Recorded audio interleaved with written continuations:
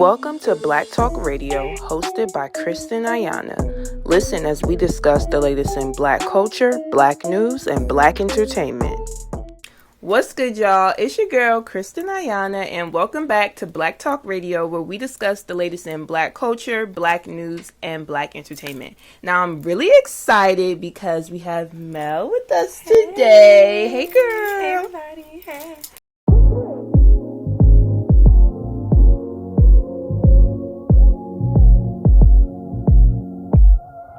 Want you to spend it all right now. Cause who said that love don't cost a thing? Either you got it or you don't. All I wanna know is, are you gonna spend it or not? I feel it when you spend it. Who said that love don't cost a thing? Either you got it or you don't. You don't. Are you gonna spend it or not? So, first things first, can you just tell, for people who may or may not know, like, where are you from and what made you start getting into music? So, hey everyone, hey Black Talk Radio. My name is Mel. I'm from Brooklyn, New York, specifically East New York. Born to Dominican parents, like Dominican, family, heritage, all that, but a New Yorker. And what got me into music was just me being able to sing. Like, honestly, I could always sing ever since I was a child. Wow. And that's kind of been, like, when my parents saw that I was just kind of musically inclined, they just were like, all right, let's just, keep her busy. Let's put her in some, that's, like, the parent thing. Let's keep her busy. Let's, like, put her in, like, different music programs, things like that. Mm-hmm. So they kind of just, like, my parents are really responsible for, like, kind of fanning the flames of my, like, musicality and, like, my, my talent. Okay, dope. And I, prior to this interview, I did some research and I saw that you went to a performing arts high school, correct? Mm-hmm. So, like, what was that experience like? Because I know that it was a really extensive, in training you musically and, like, how you are, to develop yourself. Yeah, so I went to LaGuardia High School. Mm-hmm. That's, like, in Lincoln Center. It's, like, the fame school. And yeah, that was like, it was definitely kind of a surreal experience. Mm-hmm. Like, me and my friends kind of talk about it because we're just like, what was that? Like, that was just like kind of like a mind trip for like 4 years. No, but it was good. Like, it was definitely very intense, like an intense like music training program because it was like you had your regular high school classes like math, science, all that, regular stuff. But then you had like voice lessons and chorus and like, you had to, like, be ready for performances. And so, like, our days were very, very long. And it's just funny because, like, you would tell people, like, the running joke was, like, oh, is it, like, High School Musical? Like, people always thought that school was, like, this, like, not really. It's actually really hard. Like, I'm actually fighting for my life. Yeah, like, literally. There would be times, I'm not gonna lie, there would be times that it would get a little High School Musical-y-ish. Like, especially during the holidays, because, like, we just wouldn't go to class and just be, like, singing and dancing in the hallways. Oh. So it did get a little bit, all right, it's giving Disney. But outside of that, it was, like, a very serious, like, environment, a lot of work. But ultimately, it was good. I love that. That's so crazy that you've been, like, really doing music for so long. Yeah, it's a part of my identity. Like, it's, like, a thing, yeah. Growing up, like, what was, one of your favorite songs as a kid? Oh, that's a hard question. That's, like, so loaded. My favorite songs as a kid. Mm-hmm. Favorite songs as a kid. Okay, well, if you're gonna go, like, kid, like, like, elementary school, it was definitely, I was, like, really, really into Destiny's Child. Ooh. I mean, still am. Who isn't, honestly? That's a good choice. Beehive all day. Let's just say that, make it clear. But as a kid, definitely, there was this song on the album, The Writing's on the Wall. Mm-hmm. And I was also, like, young. Like, that song came out way before, like, me being a kid. But I was just, like, really into older music. No, No, No. Oh, that's a good one. And probably, like, Say My Name. Yeah, like, just, like, those, like, popular Destiny's Child songs. I was, like, that was, like, a lot of my childhood, listening to that. Mm-hmm. Wow, that's dope for sure. I love that. And I really love the fact that you've been at music for so long. Like, that's really dope. So now I want to get into your latest single, Greens. Yes, we love it here. We're huge fans. Yes. So can you just talk to us, about that process and like how that song came about? So making greens was like really fun. It was definitely a journey. That song has, I feel like I always tell this story. It's gone through so many evolutions because I've had like, I think like 3 or 4 versions of it before. Right, I think I did see that you talked about that on Instagram. Before it like actually like was put out. But the song basically started with me. I was just like with my producer, like we was just like having a session, the two of us. And he was just like messing around, like playing like different beats for me and like just seeing what I would like. And once he was just like going through his like folder of just like, oh, listen to this, listen to this. And when I heard the beat, I was like, oh wait, stop right there. Like let's just sit here for a little bit. And like as I was like listening to it, I literally just started writing to it. Like I didn't really have like words. I just kind of had like a melody that was just kind of in my head. And I just was like, it was just kind of coming to me as I was there. So I was like, okay, let me just like stay with it. And for whatever reason, like the theme that was in my head was like about money. So I was just like, you know what? Let me stay with this theme for a little bit. Let me like ride this theme out. And so I was just like, let's just manifest some like money. Let me manifest a man with money, because I just feel like that's like where like that's a theme in my life right now. So yeah, so that was what that's how the song came about. And it wasn't until a little bit like later on, like I connected with my manager and I was like, we were just like talking about the record and he was just like, oh, like, I think it'd be a good idea for you to have a rapper on this. And that's when I got the connection with Kai Cash, who like, came on the song and like just made it really great. And just, was a great like, the male perspective of the record as well. So yeah, that's how we came to what Greens is now. I love that. And honestly, I love that you shared that, it definitely was a process, because I think that's really important. I always believe like the music that's going to last is the music that takes time. And I definitely think this song is really like a timeless record. Yeah. So I really do fuck with it. So now I want to, I always like to ask artists, what is it like being in the studio with you? I've had artists tell me they got to like record in the dark. Some people was like, I had to have a blanket with me, like all these different situations. So like, what was it like for you, especially while recording Greens? So it's so funny because I've like evolved in my like, in my studio kind of experience process. When I first was like recording music or just like making music, I didn't want nobody in there with me. I'm like, it's just me. Like, it's just me and my producer, and like that's it. And like, have it be dark and let's just light a candle and let's just make it that. Now it's kind of evolved into like I've gotten a lot more comfortable with having other people around. Right. Just because I don't know, I think I'm just a little bit more comfortable in my artistry. So now there's a lot more people in the studio with me. But it's actually really great, and it's like it's interesting, like, because I just am gonna be in my own world regardless, even if there's other people around or if there isn't. But the added factor of like having people there and just watching them react to me being in my own world has made it a really kind of cool and interesting experience, and collaborative in a way that I actually really enjoy now. So I love that. And I love how you said, like, what it was like for you when you first started going to the studio versus now. Yeah. So I know we talked about like how you were always into music even through high school. So at what point in your life did you start going to the studio and recording your own songs? Because I know it's like one thing to, do music in school and, be active in school, but then taking that and saying, okay, like, I'm going to really do this. Like, we're going to go to the studio. I'm really going to put my own music out. So, like, what was that experience like for you? So, I'm not going to lie. It was, like, really kind of humbling because it's, like, one thing. Excuse me. I feel like it's, like, one thing to, like, know you can sing. Right. And, like, okay, like, I know I can sing, like, whatever. Like, put me in any room. Like, I can sing better than anybody. It's one thing to have that, like, idea. But you can't always sing the same way you do like live or like in person in a studio. Like it just calls for different uses of your voice.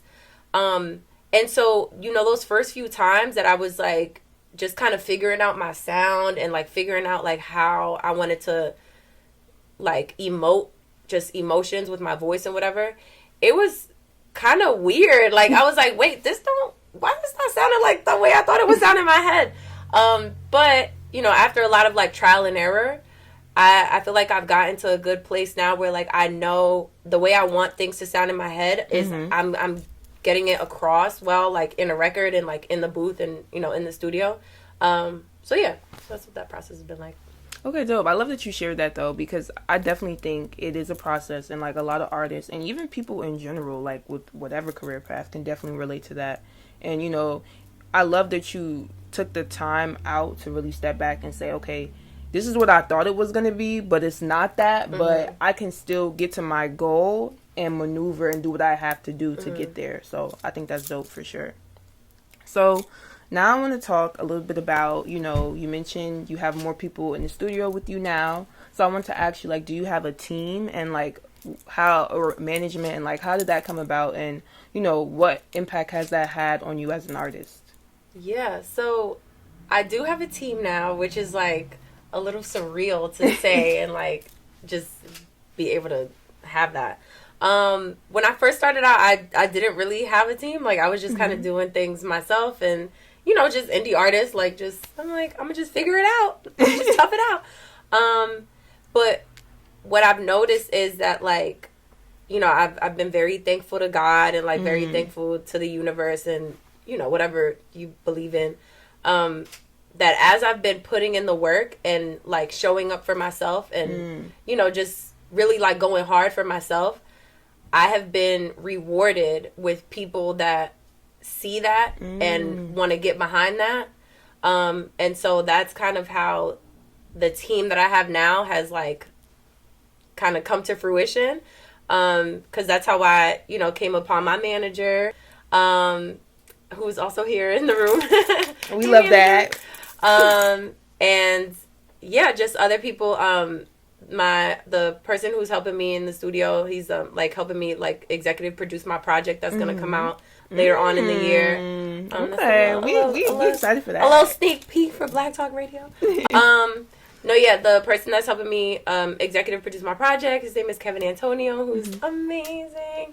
And he's also just been really instrumental in like helping me kind of cultivate the sound that I want to put out to the world. And then I have this lovely, amazing, incredible woman who is also now helping me. Her name is Siobhan, and she's just been incredible with like just kind of steering me in the right direction, just as far as like image and publicity and things like that, and just helping me understand a lot more about this industry that I like didn't really have a grasp on. Right.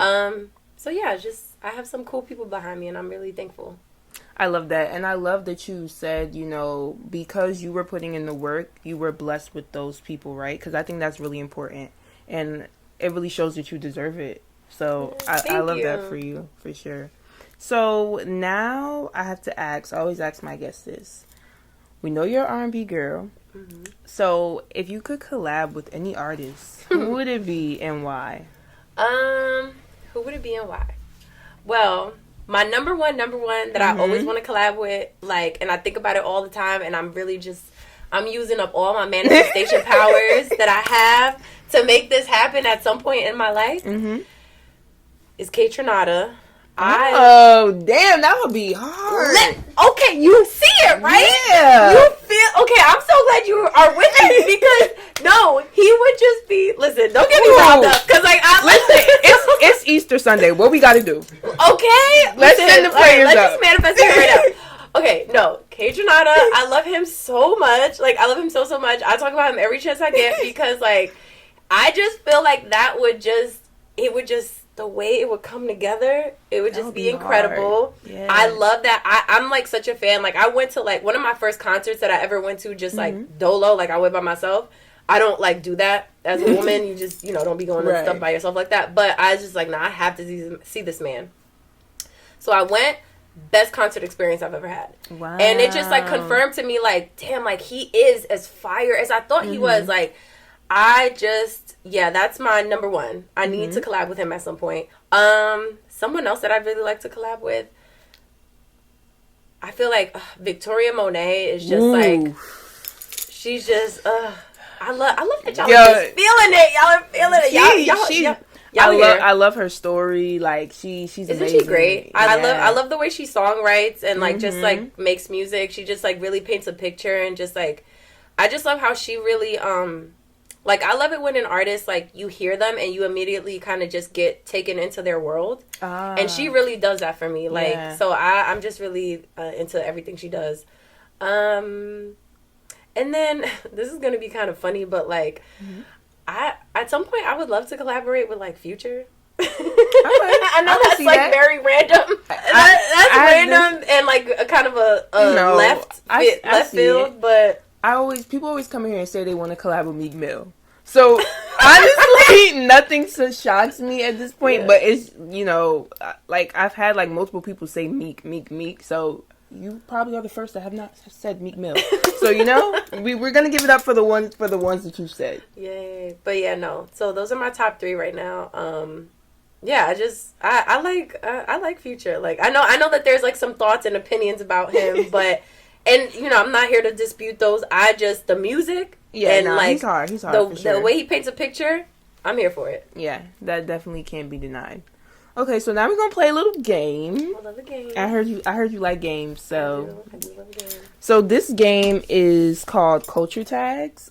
Basically, they're a black-owned business game brand, and basically what it is they have like different acronyms, and you have to guess what the saying actually is. Okay. So I'll tell you the acronym, and I'll give you a hint, and then you have to guess like what it is. I feel like you'll be pretty good though. Right. I have faith in you. Let's see. Okay, so the first one is in the category. So they each have categories. Okay. So this category for this one is church. Church, all right. Okay, so I'm gonna show y'all so y'all can see it. And then the acronym letters are YBP.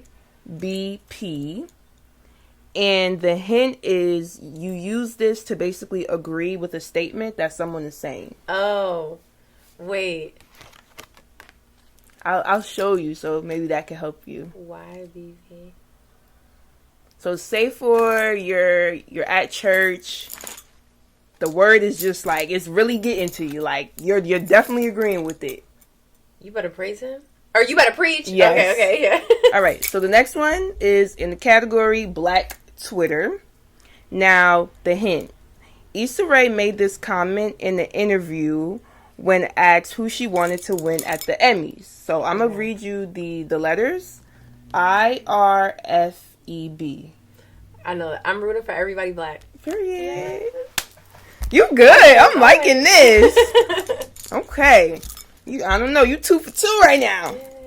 Okay, so the next one. This is in the category Family and Friends. CMDGF. Now, the hint: a statement made to encourage someone to basically ask for what they want out of life or they won't receive it. Oh. Family and Friends. Wait, what? Wait, give me another hint. Okay, so basically, say for you got a friend, right? And she want to ask a dude for money, but like she just won't do it, and you're trying to basically give her the advice of like, if you don't ask, you're never gonna receive. Dang, I don't know this one. Wait, oh my god, no, I need to know this because this is on brand for green. What? Wait, I don't know. I could give you the first letter. The first word. What's the first one? Closed. Oh, okay. Closed mouths don't get fed. Yes, correct. Dang, I was not gonna get that. Okay, so now this is the last one. Okay. And this is under the category words to live by. This is a statement basically made when a bunch of people are, on the same page about a certain topic. This is really a gimme. Okay. If you know, you know? Yes. Okay, yeah. That was okay, good. She did good, y'all. We love that. So yeah, for those of y'all at home, make sure y'all really tap in with Culture Tags. It's a super dope, fun game. You can play it at parties, with your family, with your friends. Love it, and it's supporting a black-owned business. So now, my final question for you if you could leave your supporters, you know, your fans with like one thing to remember about you, what would it be and why? One thing to remember about me. I would say that, well, this is kind of, I'm going to have a two-part answer to this. Go ahead. My two-part answer, the first answer is, I always want people to feel safe and comfortable with me. And it's really important, like, to me, that I'm always, any room that I walk into, that I leave it better than how I found it. So I always want that. That's what I always want to leave people with, that like, after you had any sort of encounter with me or any exchange with me, like, you feel better. So whether it's you listen to my music, you encountered me in person, you saw a show, you saw me perform, like, just anything, you saw me at the store, whatever it is, like, it's like, damn, I just feel so uplifted after that. Like, I feel so much better. So yeah, that's how I want people to feel. And then the second part is that I always want people to know she's singing down. Yeah. She's singing down. Yeah. The mic is on. The mic is on. Like, she's singing down. Ain't no whisper singing over here. So yes, those are my two answers. Like, that you always feel amazing after encountering me, and that if anything, she gonna sing her heart out. Right. So, yeah. And make sure y'all get that money from that man. Okay. Make him spend it. Make him spend it. It's 2023. It's enough of this. $20 dates or whatever the whatever they be talking about. What online. they be talking Coffee on dates, Twitter. park dates. No. Make him go to Tatiana or something. I don't know. Make him spend money. Yeah, exactly. Wait, I got one more question for you. Yes. What was the best date you've been on? The best date I've been on. Ooh, Damn. Okay, so the best date I've been on, it was this is gonna sound corny, but it was a trip. It was I went to I went to Tulum. Oh, we love that. That was a good one. That's all I'm gonna say about that one. But it was nice. It was up there. So now we can confirm there is no cap in the song. We love that. We love an artist staying true and on brand and on message. Yeah. Awesome. Well, I just want to thank you so much for chatting with us. Let everybody know where they could follow you, stream your music, all that. Well, thank y'all for having me. It was like really great to be here. My name is Mel, of course, for those that, don't know me. And you can follow me everywhere. I'm on every social media platform. My name is the same everywhere, Mel Music. So that's MELLE music _ at the end. And yeah, tap in with me. The song Greens is out now. There's going to be more music coming out later on in the year. And yeah. Awesome. Thank you so much. And we're wishing you nothing but the best. Thank you. I received that.